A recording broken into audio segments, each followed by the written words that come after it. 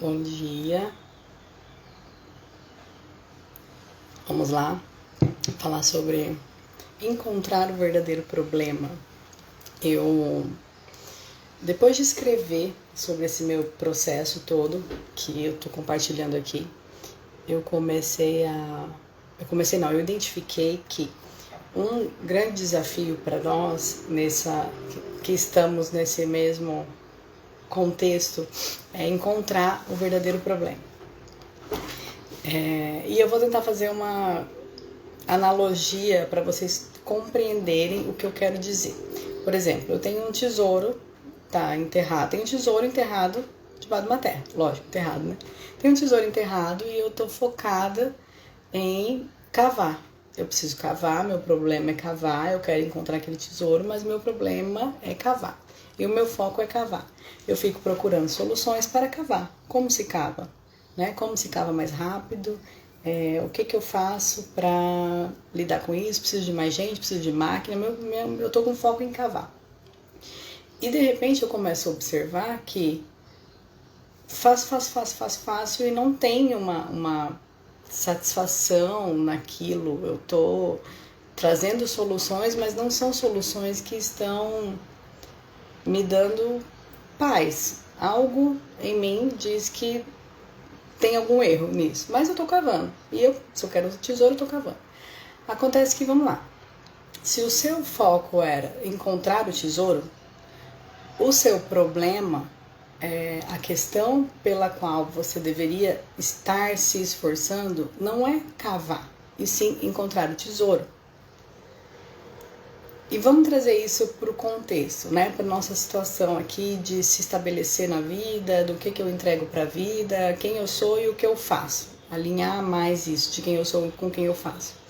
Se eu digo assim, eu quero sair da estagnação, eu quero, não sei, eu só quero trabalhar, ou eu quero ter tempo fora, né? Algo desse tipo.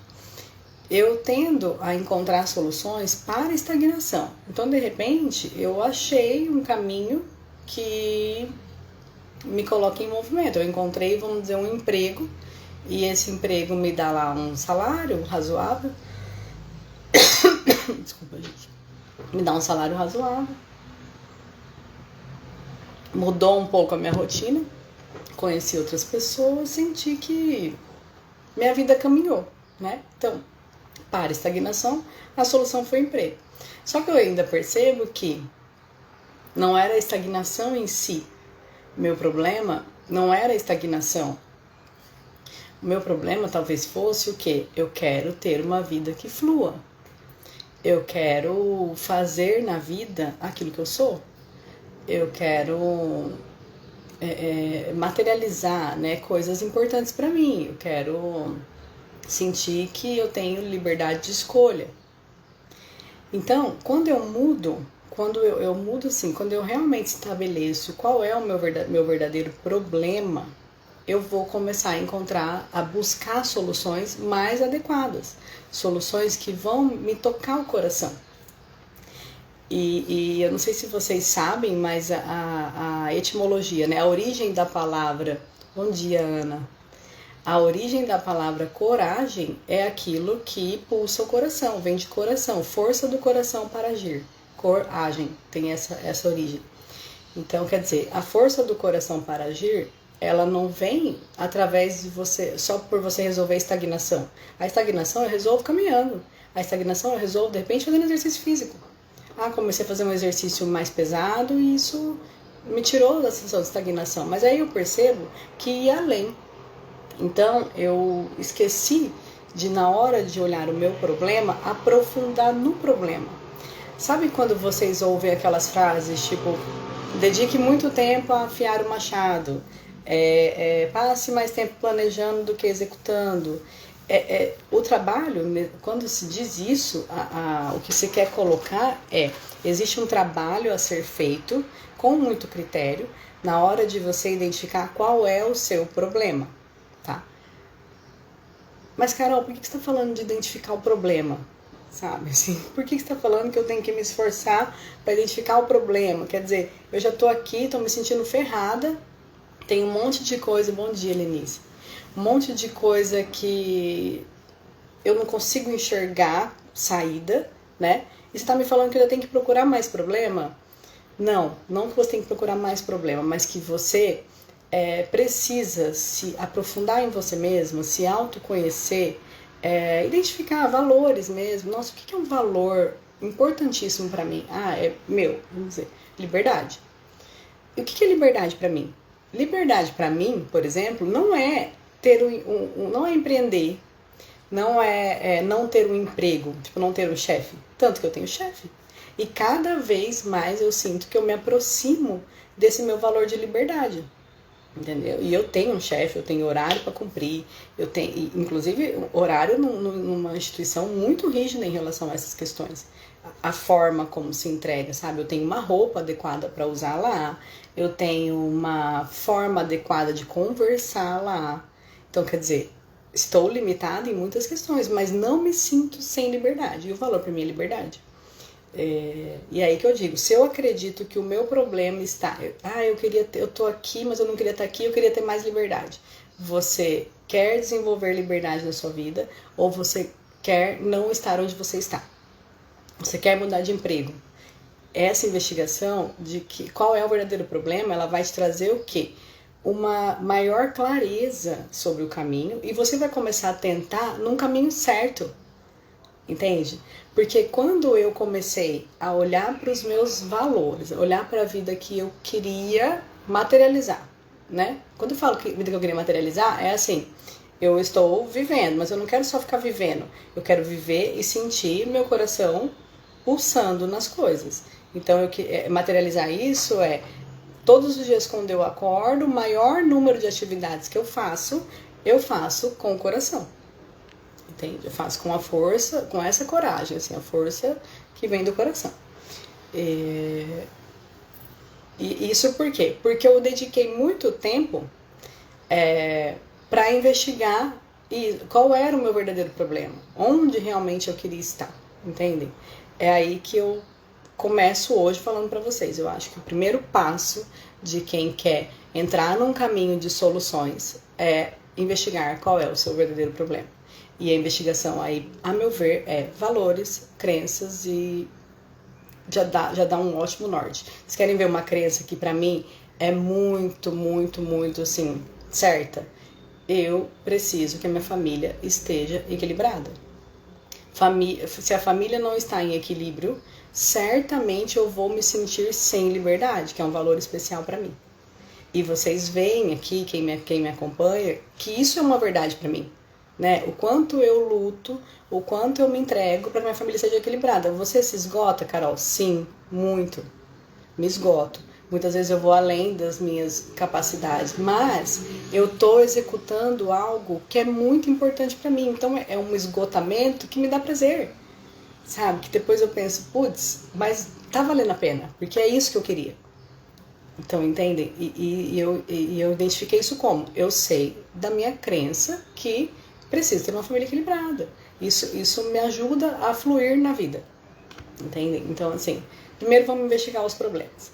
Aí eu identifiquei qual é o meu verdadeiro problema. Depois que você identifica, e é claro que para você identificar, também é adequado você tentar, tá? Eu tô achando que meu problema é só estagnação. Estagnação porque eu tô com criança e tô querendo retomar e não tô conseguindo. Exatamente, a verdadeira felicidade, Lenice. Tô querendo retomar, não tô conseguindo, esse é meu problema. Tenta retomar, sabe? Tenta retomar por um caminho linear. Agora eu vou falar dessas soluções, tá? Por um caminho linear. Se eu estou me sentindo estagnada, talvez retomar seja, eu vou voltar para o meu emprego, vou colocar a criança na escola de forma prática e dentro do nosso repertório de soluções para estagnação, é isso. Então faz. Aí você observa se ao fazer isso não está faltando um algo a mais. Um algo a mais, que é o que eu fico chamando aqui de ir além, né? Ir além, um algo a mais, o que mais? O que mais? Não era só estagnação, agora eu estou em movimento, mas ainda tem alguma coisa. Quando te faltar esse algo a mais, você pode saber que precisa investigar o problema. Qual era o meu verdadeiro problema? E tá tudo certo investigar depois de ter tentado e não ter dado certo, assim, entende? E sobre não dar certo. A gente, depois de investigar os problemas, a gente passa para... Deixa eu só ler a Ana aqui. Essa retomada é difícil, às vezes parece que você está patinando e não sai do lugar, mesmo fazendo tanto. Justamente esse alinhamento, tanto de expectativa e realidade, tá? Eu acredito que a vida com filhos precisa disso, expectativa e realidade, que foi o que eu falei ontem sobre o meu exemplo de querer vender cursos e auxílio, né, tipo mentoria, estando perto de parir a Luísa. Então, quer dizer, expectativa e realidade, né? Realidade sem nenhuma conexão. E eu precisei de uma amiga falar pra mim, aí, vem cá, eu não compraria seu serviço. Não, nessa situação. Por que você não para pra ter esse filho, cria esse filho, dá uma liberdade e autonomia pra ele, e aí pra eu dar autonomia eu tenho que ter autonomia, né? Então tem as minhas questões aí, mas vamos lá. Dá uma autonomia pra esse filho, sinta-se tranquila em relação à vida dele, porque a gente prioriza mesmo, né? E depois parta para sua, só que sempre com muito afinco, assim, estabeleça limites para isso. Para mim é muito claro que agora que a Luísa está próxima dos 3 anos, eu sinto a liberdade de passar mais tempo longe deles, dias como ontem, por exemplo, mal eu os vi, eu fiquei com eles um pouco de manhã, assim, teve um horário que uma das minhas atividades era visitar meus sobrinhos novinhos, então eu estava com eles. Mas eu me sinto muito mais à vontade, tanto para questões de lazer, viajar só com meu marido, estar só com ele, que são coisas que a gente vai retomando também, e quanto para questões de trabalho. Então, existe esse alinhamento na vida que a gente precisa fazer por uma estratégia que... e é muito fácil a gente olhar isso, sabe como? Olha os pontos fracos. Se eu fizer agora um processo de aprofundar a profissão, quem perde? Quem perde, perde o quê? Ah, meus filhos vão perder a presença da mãe. E eles vão perder o que com isso? Isso pode gerar um trauma, porque eles podem se sentir inseguros, porque nesse momento eles não compreendem a ausência. Então eu vou pensar com critério, entende? Mas isso pode gerar um trauma, só que é a única forma de daqui a 4, 5 anos eu conseguir ser uma mãe mais completa, mais presente, mais um exemplo melhor. Até falei sobre exemplo aqui no feed, né? Então, quer dizer, o que é melhor? Eles terem daqui 5 anos uma mãe muito mais inteira, ainda que lá atrás tenha ficado um certo, né, período traumático de ausência, ou continuarem com a presença, mas essa mãe nunca se encontrar. Entende? Então, quando a gente pergunta quem perde, perde o quê? Num contexto de família, né, que a gente fala análise ecológica da decisão. Daquilo que eu estou decidindo, quem é afetado e como é afetado.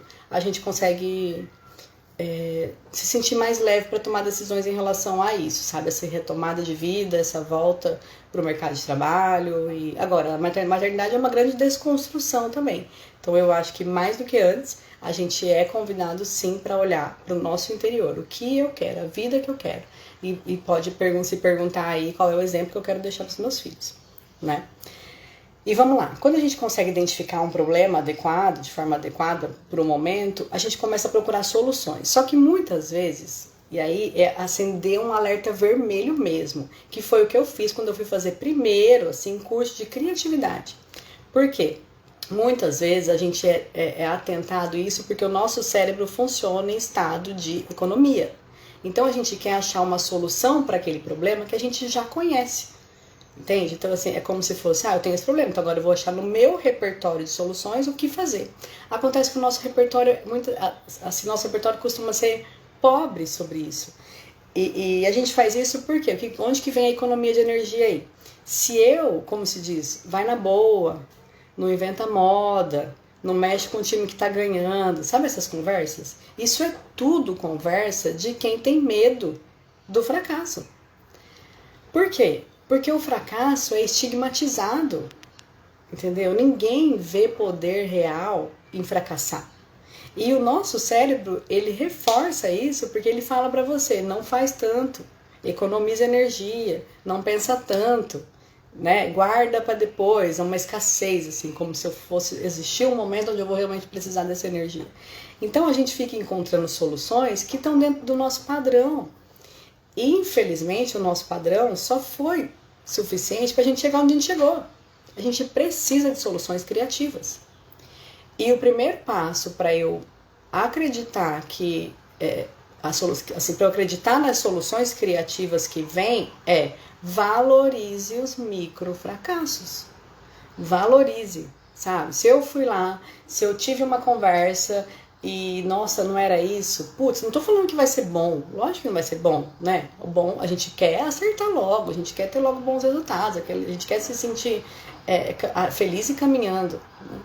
Mas tem valor, sabe? Tem valor, é uma experiência que ela faz parte do seu sucesso, não tem como ser diferente. E vocês sabem que isso é tão verdade, foi feito um estudo, eu não me lembro assim, termos técnicos, mas hoje com o Google a gente fica tranquilo quando a gente fala coisas, eu não sei os termos, né? Você pode achar.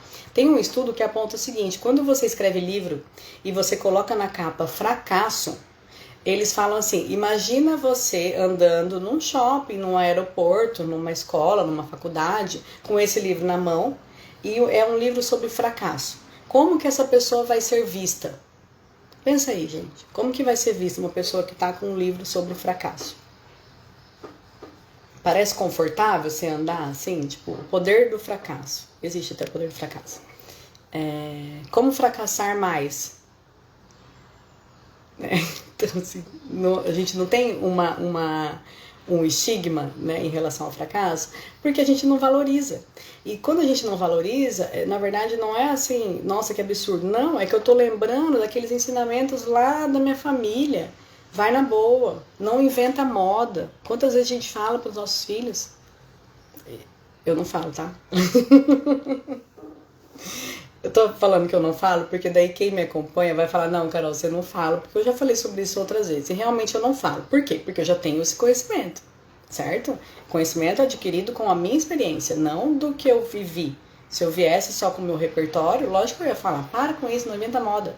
E aí, na hora que ele precisa resolver um problema lá na vida adulta, ele vai falar, putz, mas eu não posso inventar moda.